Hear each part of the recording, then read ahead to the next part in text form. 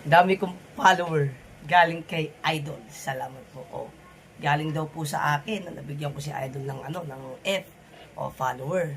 So paano niya po ba yun nakuha o nakamit? Siguro si Idol nagpupunta sa akin live. Doon sa akin live kasi ang gagawin nyo lang dun guys, maging active. Pag may coins kayo, mag-send kayo ng heart me or attendance, be may tap for gifter at panigurado po magiging aktibo kayo sa akin live.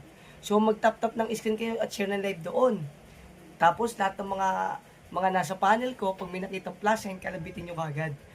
Para po makaibigan siya at kaibiganin kayo pabalik. At syempre siguro si Idol ginagamit din ng proper engagement. Ano ba ang proper engagement? Yung po yung panunuorin niyo po yung video o contents, FYP nyo, tatapusin, pag natapos, pupusuan, magko-comment at tapos magre-repost, dun sa comment section, lahat na nag-comment, kakaibigan, re-reply na pa-peps back for them.